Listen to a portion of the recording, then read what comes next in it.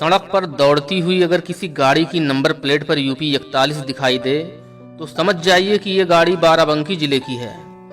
ये वही बाराबंकी है जिसका प्राचीन और मध्यकालीन इतिहास बहुत ही गौरवशाली रहा है। यहाँ स्थित तमाम ऐतिहासिक और धार्मिक स्थलों की जीती जागती तस्वीरों को देखने के लिए हजारों लोग बाराबंकी आने के लिए विवश हो जाते हैं।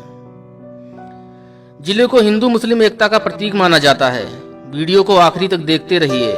आगे आप जानेंगे बाराबंकी जिले का गौरवशाली इतिहास और जिले में स्थित तमाम पर्यटन और धार्मिक स्थलों की रोमांचक कहानियां, और साथ में जानेंगे अपने जिले की कुछ खास बातें। वीडियो को लाइक जरूर करें और भविष्य में आने वाले वीडियोस को देखने के लिए हमारे चैनल को सब्सक्राइब कर दें। धन्यवाद। उत्तर प्रदेश के 75 जिलों में से बाराबंकी भी एक जिला है।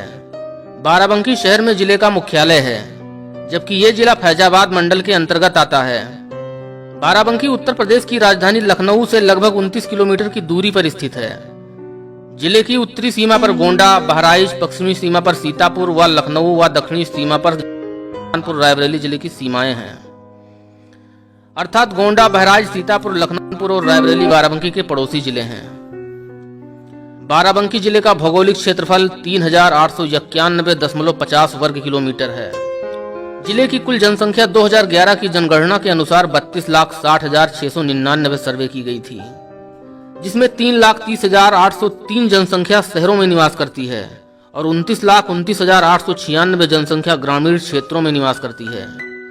जिले में प्रति 1000 पुरुषों पर 910 महिलाएं हैं, अर्थात जिले का लिंगानुपात 910 है। जिले की साक्षरता दर 61.75% है, जिसमें पुरुष साक्षरता 70.27% एवं महिला साक्षरता दर 52.34% है। जिले में 6 तहसीलें, 15 विकासखंड तथा राजस्व ग्रामों की संख्या 1845 है। जिले में एक लोकसभा क्षेत्र बाराबंकी है। एवं इसी जिले का कुछ भाग फैजाबाद लोकसभा क्षेत्र के अंतर्गत आता है। बाराबंकी जिले में 6 विधानसभा क्षेत्र आते हैं, जो इस प्रकार हैं: कुर्सी, रामनगर, बाराबंकी, जैदपुर, हैदरगढ़ एवं दरियाबाद। बाराबंकी जिले में यदि धार्मिक आधार पर जनसंख्या की बात करें तो यह जिला एक हिंदू बहुसंख्यक जिला है। 76.84% हिंदू आबादी है, जबकि 22.61% मुस्लिम आबादी है। इसके अलावा अन्य धर्मों में सिख, ईसाई, बौद्ध, जैन आदि का कुछ प्रतिशत 0.55 ही है। यहाँ बोली जाने वाली मुख्य भाषाएं हिंदी, अवधी व उर्दू हैं। बाराबंकी जिले की अर्थव्यवस्था मुख्यतः कृषि पर आधारित है।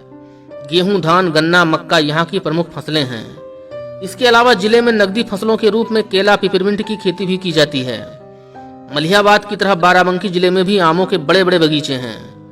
लखनऊ से फैजाबाद या गोंडा बहराइच हाईवे पर निकलने वाले हर एक शख्स को बाराबंकी जिले में हाईवे पर गाड़ी रोकनी ही पड़ती है, क्योंकि आमों के सीजन में सड़कों किनारे एक से एक खास किस्म के आमों की दुकानें सजी रहती हैं। भला ऐसे मीठे सुंदर आमों का स्वाद लिए बिना गाड़ी आगे कैसे बढ़ सकती है।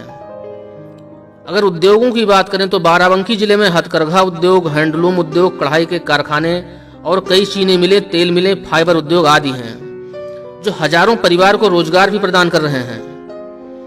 बाराबंकी जिले में प्रमुख रूप से बहने वाली नदियों में घाघरा, गोमती, कल्याणी, रेठ एवं जमुरिया आदि नदियां हैं। घाघरा नदी इनमें से सबसे बड़ी नदी है। बरसात के महीनों में घाघरा नदी जनपद के कई हिस्सों में बड़े पैमाने पर कटान करती है, जिसमें सैकड़ों बीघे कृषि योग्य भूमि घाघरा में कट जाती है।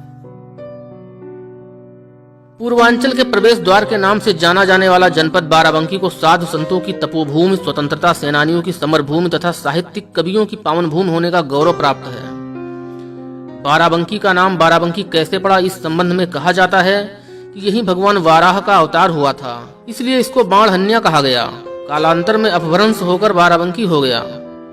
एक और प्रचलित कहानी के अनुसार प्राचीन काल में यहाँ 12 वन हुआ करते थे, इसलिए इसका नाम बाराबंकी पड़ा। पहले यह जिला दरियाबाद के रूप में जाना जाता था। बाराबंकी शहर भी इसी दरियाबाद जिले का हिस्सा हुआ करता था। जिले का मुख्यालय भी दरियाबाद में ही हुआ करता था।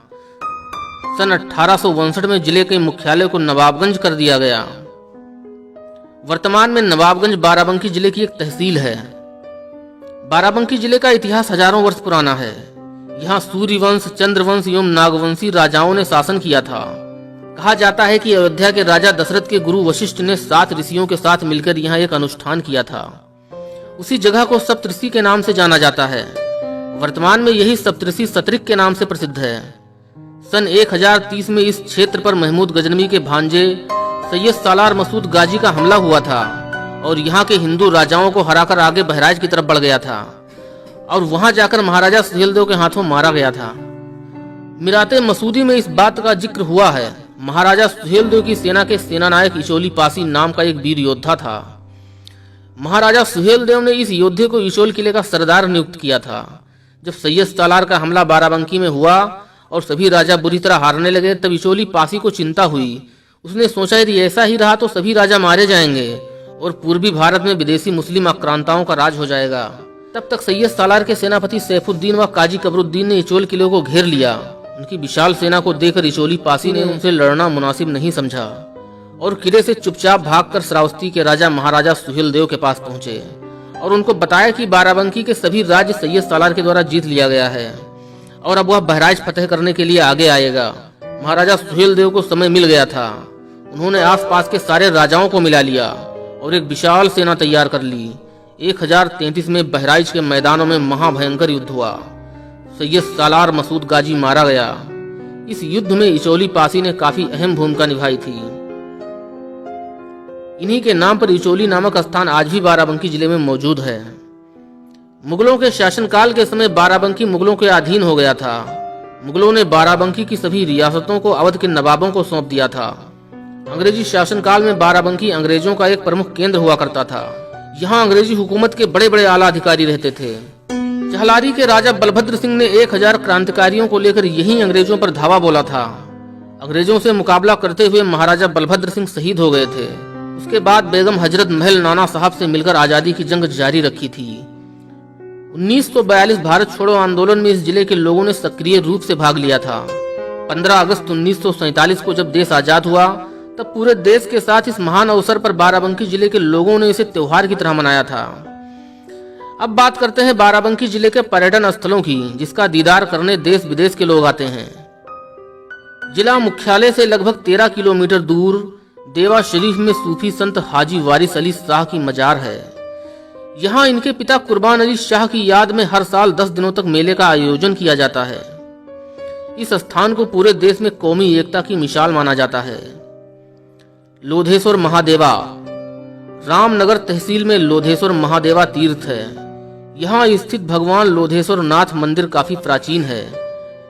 ऐसी मान्यता है कि धर्मराज युधिष्ठिर ने अज्ञातवास के समय यहाँ पर एक शिवलिंग की स्थापना की थी। पूरे सावन में यहाँ श्रद्धालुओं की भारी भीड़ रहती है। महाशिवरात्रि एवं कजरी तीज पर लाखों शिव भक्त कांवरिया से जल लाकर भगवान भोले को जल अर्पित करते हैं। कुंतेश्वर महादेव बाराबंकी जिला मुख्यालय से 38 किलोमीटर दूर कुंतेश्वर महादेव का महाभारत कालीन एक मंदिर है। यह प्राचीन मंदिर सिरौली गोसपुर तहसील के किंतूर गांव में स्थित है। इस मंदिर में स्थापित शिवलिंग पांडवों की माता कुंती के द्वारा स्थापित किया गया था। पारिजात वृक्ष देवताओं का वृक्ष कहा जाने वाला पारिजात वृक्ष हजारों साल पुराना है। यह देव वृक्ष बाराबंकी जिले के किंतूर गांव में स्थित है। कुंती इसी पारिजात वृक्ष के फूलों को भगवान शिव को अर्पित करती थीं। कहा जाता है कि इस वृक्ष को अर्जुन स्वर्ग से लाए थे।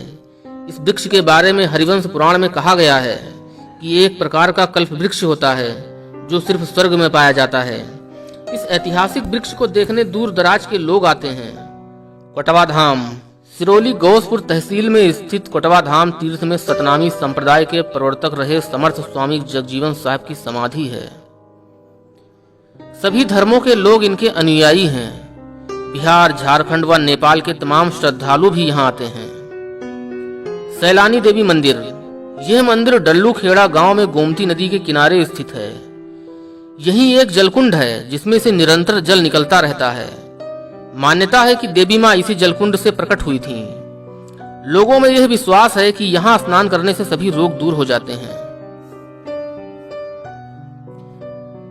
सिद्धेश्वर महादेव मंदिर बाराबंकी जिला मुख्यालय से 28 किलोमीटर दूर सिद्धौर नामक स्थान पर स्थित सिद्धेश्वर महादेव का प्राचीन मंदिर। इस जगह का नाम सिद्धौर भगवान सिद्धेश्वर के नाम पर ही रखा गया है। इस मंदिर में प्रत्येक शुक्रवार व सोमवार को भक्तों की भीड़ रहती है। बाराबंकी घंटाघर बाराबंकी घंटाघर यहाँ आने वाले पर्यटकों के लिए आकर्षण का केंद्र होता है। यह ऐतिहासिक घंटाघर शहर बाराबंकी के मध्य भाग में स्थित है। इसे बाराबंकी का प्रवेश द्वार माना जाता है। मसौली मसौली नामक यह ऐतिहासिक गांव बाराबंकी जिले में पड़ता है। यहीं प्रसिद्ध स्वतंत्रता सेनानी रफी अहमद किदवई का जन्म हुआ था। तमाम पर्यटक भारत के इतिहास और स्वतंत्रता संग्राम के बारे में जानने के लिए मसौली आते हैं। सतरिख यहाँ सैयद सालार के पिता द्वारा बनवाया गया एक मकबरा भी है, जिसे बाराबंकी जिले का पसंदीदा पर्यटन स्थल एवं मुस्लिम धर्म स्थल के रूप में जाना जाता है। इसके अलावा बाराबंकी जिले का हर एक गांव, हर एक शहर ऐतिहासिक है। ऐसे तमाम जगहें हैं जिनका बीते इतिहास से गहरा संबंध है। इनमें से तो कुछ मौजूद हैं और कुछ गुजरते जमाने के साथ अपनी पहचान मिटा चुके हैं। उनके अवशेष जरूर देखने को मिल जाते हैं। वीडियो को लाइक करें, शेयर करें ताकि आपके जिले के बारे में दूसरे लोग भी जान सकें। हमारे चैनल को सब्सक्राइब करके बेल आइकन जरूर दबाएं। फिर मिलते हैं दूसरे वीडियो में, तब तक के लिए जय हिंद जय भारत।